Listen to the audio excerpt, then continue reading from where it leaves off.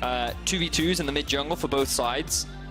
Both have scaling bot laners, both have pretty solid teamfight supports, but Thresh a little bit more towards... Dreams joining in as well. Talked about the possibility of skirmishes in both these teams. Dreams actually caught out, hooked up, and in jumps Kikis. Dreams will be the first to fall. Rogue on the ball. Wow. Big misplay. That I wasn't quite expecting. You alright there, medic? Yeah, I'm good. Okay. Fascinating. You non-stop. But I actually really like the build, and I'm a big fan of it. Now, Kikis has been caught out by the jungler. Yeah, Pyrion gets quite a lot of damage here. Selfmade on the chase as well. Kikis already fallen. Flash in with the Impale as well, pulling him away from the wall. Senkux does have the flash, has the cleanse as well. Knocks Pyrion back.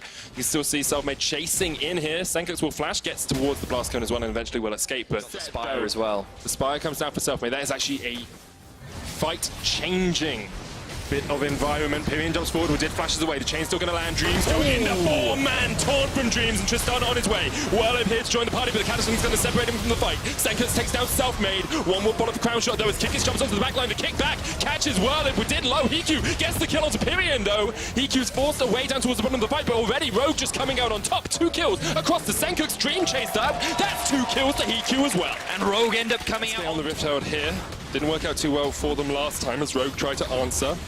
Rift Herald will get taken out, smited by Selfmade. He'll pick it up as well. Woodid goes golden as SK trying to react from 2 flanks here. SK just pushed back as Rogue get in there. Senkux gets a good double knock up. Dreams chased in him by Kikis. You can see he could use the ultimate to get in. Woodid gets the kill on Dreams, and SK just have quite a strong pick comp as Selfmade comes down towards the bottom side. Whirlwind there on the chase as well. Prophet's going to pop the Cataclysm straight into the slicing mountain from SK, and you have to think that Prophet is going to go down pretty quickly here. SK get a kill down towards the bottom lane, and that's what they need to do, make some picks, but while they do it, Rogue answer with a Mountain Drake of their own. Disengaging, but here we are, SK now trying to force a play. Trying to force a fight with the teleport as well. It comes in, slicing mouse from catches onto Hiku, but immediately he cleanses away. Selfmade trying to get the Impale off, only lands onto it. They'll pull him back, they should be able to take down the Thresh. They catch him out. There's a kill for SK. Once again, they find the pick that they wanted. But what are Rogue doing to answer? That's always the question you have to ask yourself. Kick is trying to get towards this middle lane. Will knock Pyrion back straight into the stun. Great stuff from Rogue. Get the kill in the mid lane. They can push for that tower, and down towards the bottom side, they're going to do the same. Rift Herald used to get the first tower, but in the mid lane, Rogue will answer with 1, and they'll get some damage down towards the bottom lane as well. Excellent execution there from Rogue. Immediately, they respond to this global pressure. They're going to get themselves a second tower as well. And overall, they're going to extend their gold lead. So, honestly, it's matched by an Infinity Edge on the side of Crown Shot. And we do know Tristana can put out a lot of damage as the game progresses. But right now, I think you have to see damage in favor of the Rogue squad. Yeah, they're looking pretty happy. Ooh, another pick coming out from Selfmade. Oh, Selfmade just flashes forward, though. They know they've already got the damage out from Senkux. Lock him down with the hero's entrance. Senkux torn it up as well, but already they've taken out Selfmade. Rogue get 1. Tristana in the middle of it as the Cataclysm comes down from Prophet. Double kill for the Lee Sin, but Hiku could answer here. As Dreams... They all turn. They all try to help Senkux, who is in dire straits. And what he does die. Now, the thing is, Kikis, this could be another opportunity to look for a pick, but this is close. Dreams only hits the one-man taunt. There's a slicing mouse from. They pulled him straight back into it. Selfmade actually kicks across the wall and separates Hiku. That was great stuff from the Lee Sin to keep his AD carry alive. And now Kikis jumping onto the back line. Pyrion has to jump away. Chase onto Dreams with the hook. Hiku's backing up towards the top side. The taunt comes out from Dreams, but he will fall. Crown Shot gets some damage in with Did. Tick, tick. The bombs are enough because of the safeguard. In that tight choke point. Oh, Kikis. Even with the swag smite in the middle of the Sonic Wave.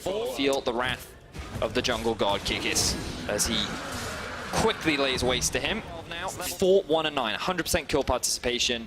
Has completed the Sterax, making him a little bit more tanky. Not going for the solo queue Lee Sin build that we typically see. Tiamat, Duskblade, and then a GA. If you're doing Ender's build, you never get the GA. It's cost me a lot of solo queue games by going for that build. But great stuff so far from Kikis. Want to bring some attention to Hiku as well. 4-0-4, yet to die this game, even though he has been a predominant target. Oh, Kikis misses the Sonic Wave. Hiku in with a follow-up. There's the hero's entrance as well. Did misses the hook as Dreams jumps in. And maybe Kikis has baited his support to his demise here. A little bit too greedy from Kikis after he missed the initial Sonic. He's setting up around that, but it looks like it's going to be a bit of an ARAM for the moment. Kikis on the flank position. Prophet here as well. Goes in with the Cataclysm. And straight away, Rogue trying to start the fight. Whirlwind has a flank if he can get in, but already Selfmade is done. Dreams getting onto a Did. There's a lot of damage onto the enemy support. He's almost down. Whirlib needs to find an all attack. He will. Kikis gets onto the back line, but Whirlib gets him with a slicing Maelstrom, takes out Profit. It's a 4v3 in favor of SK now, as Kikis, Senkix, and Hiku have to try and back away. Rogue roster was used onto the front line, but now they may have found another pick. Whirlib very low. Whirlib goes golden with the Zhonya's. The Inferno goes across towards Crown Shot. Whirlib flashes away and actually gets safety. Pyrion maybe. If they don't, then you can TP in for an advantage, but Whirlib's TP is going to be up soon, so 50 seconds or so before that is back up, so only a minute they have to. Ultimately, I think what they're lacking is the ability to set up vision in the enemy jungle and then look for picks. Start it up. Rogue trying to answer though, 5 men strong. Pyrion not here with his team. Crashot's all by himself in the Infernal pick, and maybe they're just going to give this one across towards Rogue. The rest of SK coming in from the flank. Self-made in with the flash, knocked back with the scatter of the weak. The hook doesn't connect. Profit isolates Whirlib on the back line. Unleash power onto Self-made. The Infernal Drake still being targeted here. It's stolen away by Kikis. Now Hiku's going to jump in. Self-made down. Rogue get the fight. They get the Infernal, and they're going to get a little bit more out of this one. Whirlib though, the slicing Maelstrom slices through the heart of Rogue as there's a double kill across towards Crown Shot, and immediately SK pushed towards mid. The fight looks so promising for Rogue at the start, but the moment they lost Hiku is the moment it went to disaster, and now SK looking for more. Oh, Kikis just about survives there with the Starax. It gets the smite off as well. Pyrion's going to be chased up towards the top side of this fight. The Gromp. One more auto would be enough. Oh, Kikis, you're playing with my heartstrings there. Crownshot gets the mid lane tower. SK hasn't been able to spend it yet. Whirlib has the teleport if he wants to join this fight. Has the slicing Maelstrom as well. Baron already down to 4,000 HP. Here comes the TP. They've caught out one. It's Self-made. He survives though. And it's Crownshot who goes unstoppable. Kills off Profit. Rogue with the Baron resetting can't do too much more. Oh, that's not because Whirlib's been caught out. Kikis with the kick back. Hiku with the chase. Whirlib tries to turn it around with the slicing Maelstrom. Hiku just about keeps himself alive. Whirlib goes golden. You have to think he will die very shortly after the hero's entrance used, because Pyrion's on the chase up here as well. Maybe Hiku and Kikis have overextended. With Did coming in, he needs to get the Lantern to his AD carry. Pyrion jumps forward, can't quite get the catch, and Kikis escapes as well. Crownshot from the bottom side of this fight is going to jump straight onto Senko's. Unleash power to the base, but Crownshot shuts him down. Profit has the flank position here with the teleport for the rest of SK, just trying to catch up Rogue before they can join up with the rest of the team. Crownshot jumps forward, the Lantern once again stays Hiku, and now Rogue and SK just trade sides of the map for the moment. Pyrion lands the ethereal chains, it's only onto a Did. Hiku needs to turn this one around. Jumping in, Profit onto the back line, he's down. Crownshot goes godlike, and he's just got the free reign to open up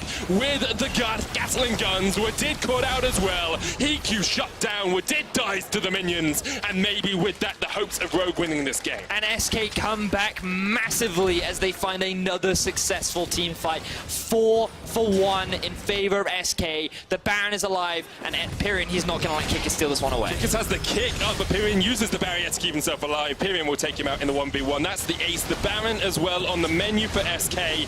37 minutes in, they finally have a foothold in this game.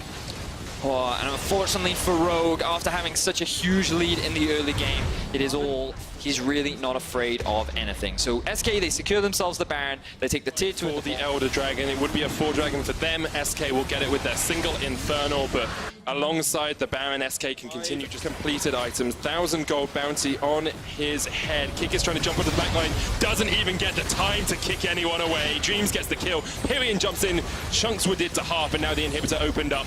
SK just continue to push into the base of Rogue.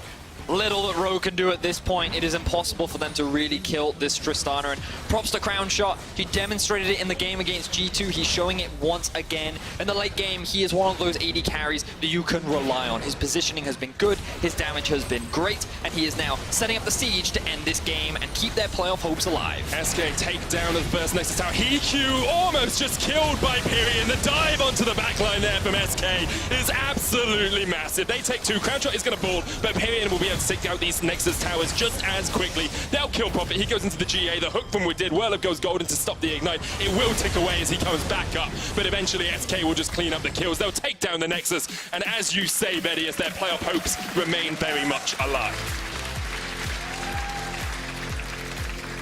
Some frustrated but also relieved faces on the side of SK.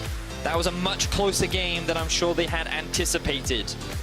Rogue found a lot of very solid advantages in the early game, but then mid-game, they slumped. They kept grouping up mid, they kept trying to fight SK, and unfortunately for them, that's kind of where SK thrive. Yep. They are the team that had this tendency to group up mid when they could be playing towards sides and actually look for these fights, and it was SK that was constantly coming out on top. Props to them for turning this game around from such a big deficit. Unfortunately for Rogue, They could not secure that win. They could not create the upset. And this now ties up SK with Schalke.